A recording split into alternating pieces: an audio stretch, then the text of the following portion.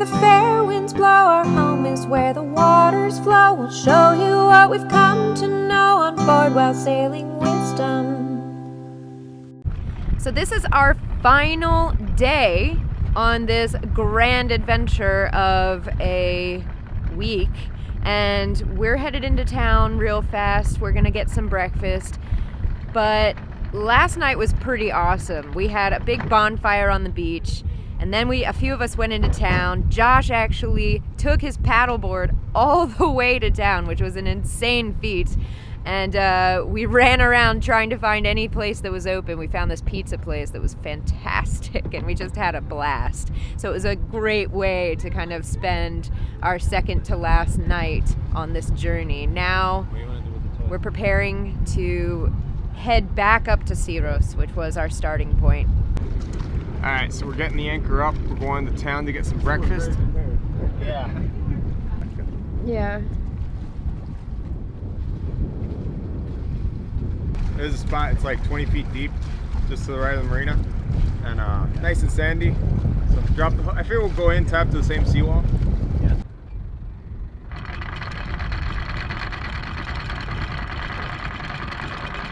Back for round two. Round two. Hopefully, well, maybe it'll be a little different from round one. Unfortunately. Unfortunately. I think it will be. Unless we all just start chugging alcohol. And running barefoot through the Take our shoes city. off. Yeah.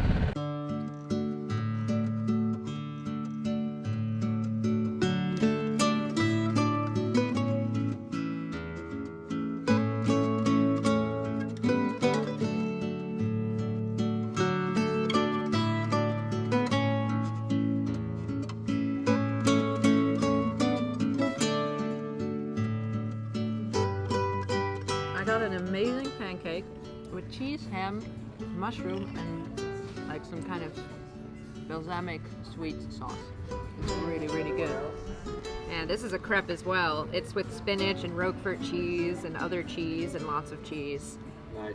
And it looks amazing. A croissant, but it's gone now. Oh, damn it. Chicken club sandwich.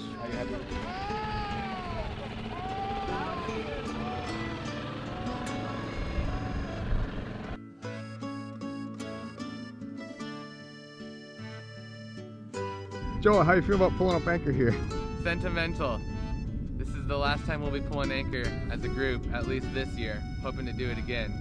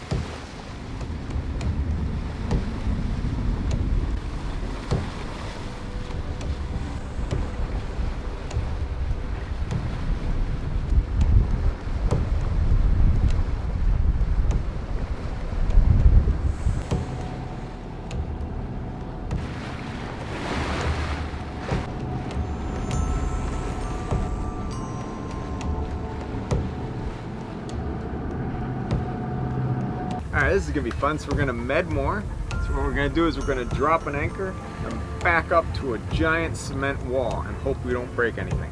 So I've read about this. Seems terrifying. Something I would never really want to try in our own boat, but we're gonna give it a shot in this charter boat because that's how they do it here in Greece. So before, like in Spain, we did Med Mooring in Gibraltar as well, but it was you back into the slip, and then once you're in, there's slime lines that you grab to get your bow line set up because they have like mooring lines already set.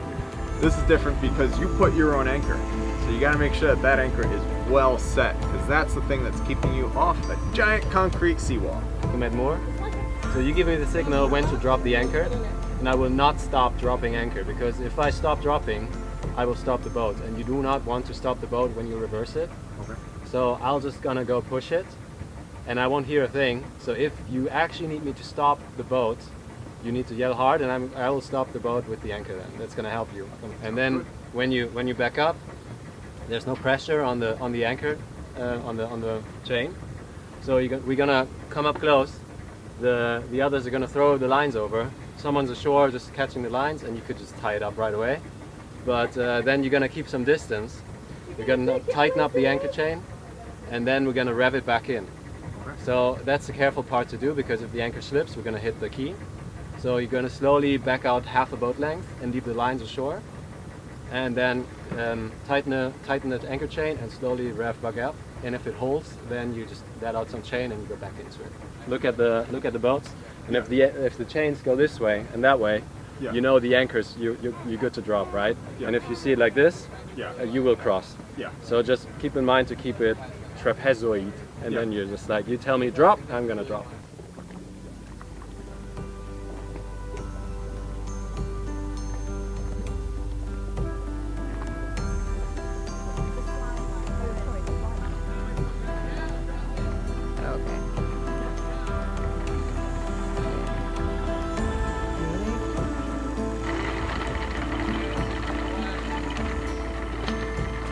Nice toss.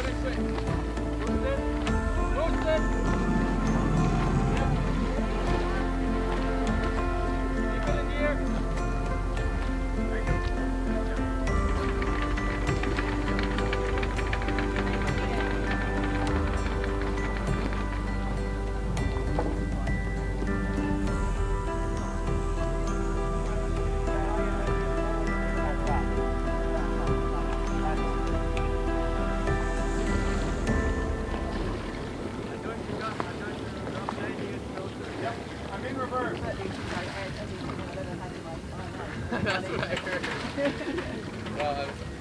I think that's just a little dinghy to tie up. Success.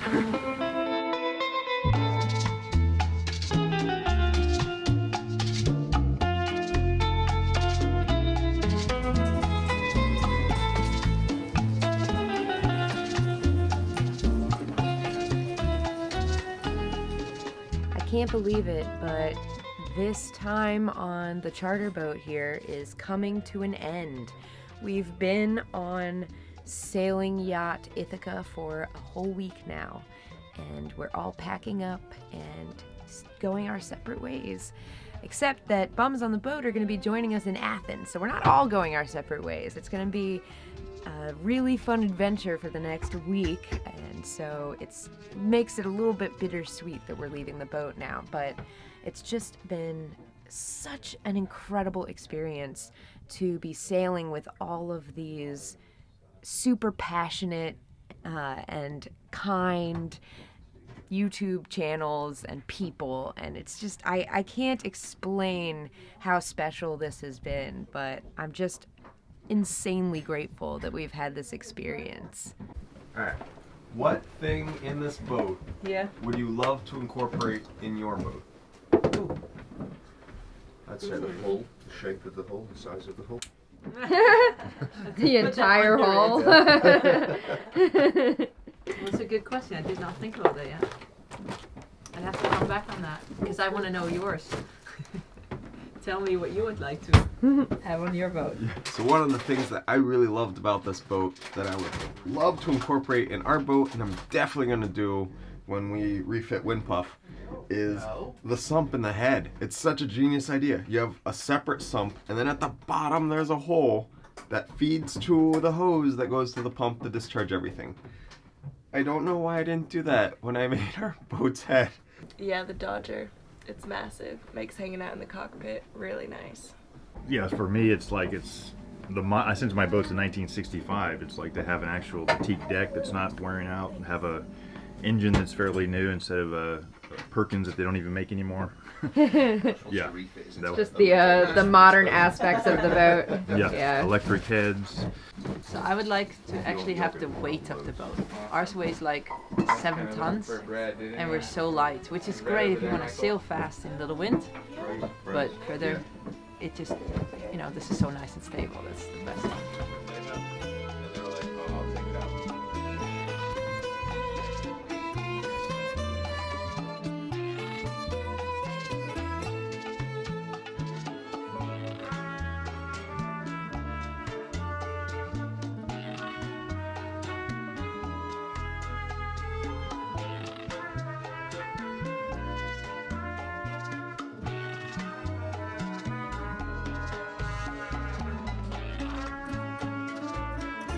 Okay, what are we doing here? So we're in the main kind of town here on Syros, and we're going to do a harrowing climb up to the highest part of this town, which apparently has an incredible view. And you know me and views, we have to do it.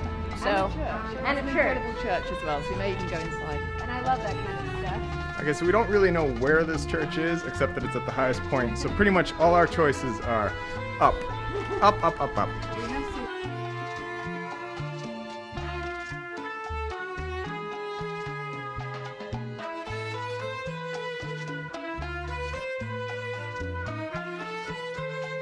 We've been going up for about 10 minutes.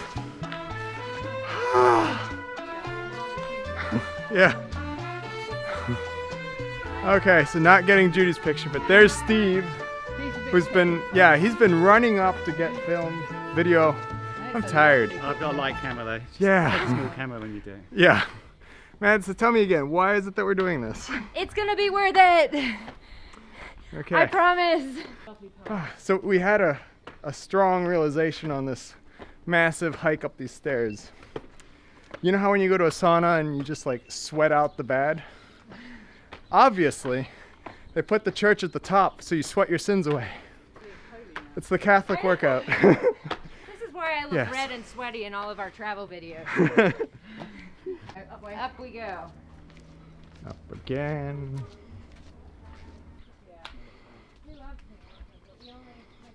Gorgeous. Guys, sorry about the shakiness. Whew. Oh, I'm exhausted. Right, all right. right here. Here's the view, according to Maddie. Right over here.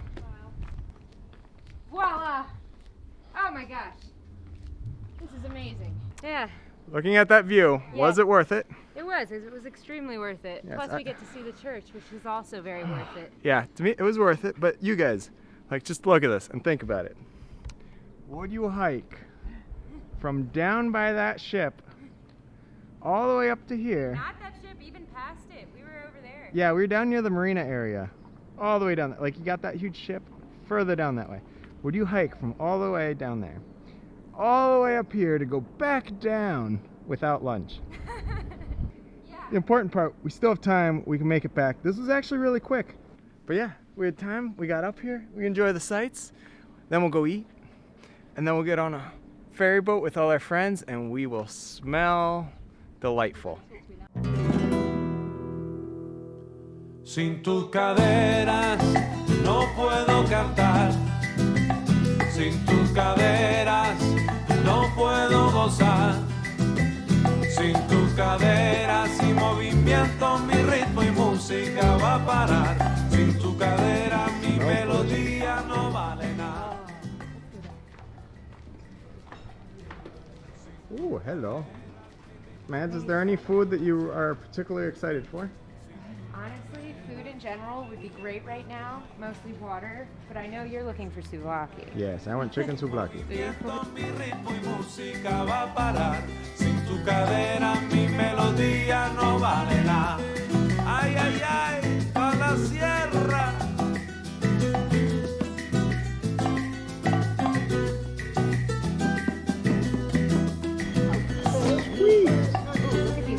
Oh, that's fun. Marlin spike. Como dice el coro. Muévete, mami, ahora, muévete, muévete. Muévete, mami, ahora, muévete. Muévete con mi ritmo y mi sabor. Muévete, mami, ahora, muévete, muévete. Sin tus caderas no puedo bailar. Sin tus caderas. Well, you can't come to Greece and not come to Athens. Muévete, dice. Muévete, mami, ahora, muévete, muévete. Bueno, señoras y señores, en el tren anda Dori. Tercero de Manigua. Ajá. Mads, where are we going? We're going to the Acropolis. All right. No big deal. A little sidetrack. And now left. We just saw Socrates Prison. You've been talking a lot about Socrates. Are you excited for this? I'm very excited. Yeah, that's the highlight of Socrates' life story to me.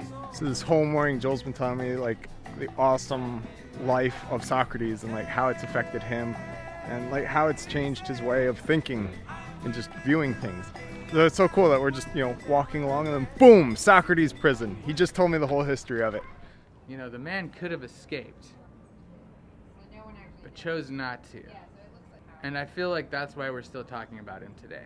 Just not, I'm not accustomed to looking at such ancient history that's preserved so well.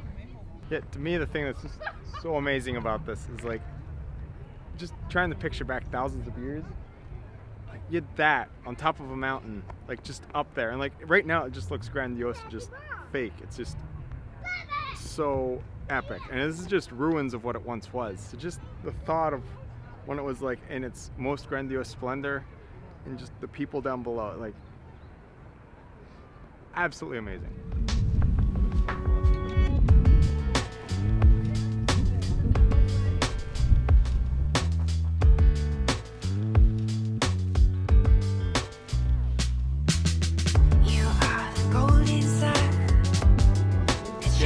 Did you expect so many turtles here? No, not expecting to see any turtles. Yeah, well, technically they're tortoises, but I'm gonna call them turtles because I like turtle. And what makes it a tortoise? So tortoise compared to a turtle? Tortoise are land, and turtles swim. So the big difference is like a turtle that has a flatter back. Okay. And tortoises are more of a like a box turtle is actually a tortoise. Okay. Yeah. But turtle's adorable. So Yeah, turtle. never expected to see turtles here. Yeah, we've seen 2 so far, and that is literally 200% more turtles than I expected to see in Greece.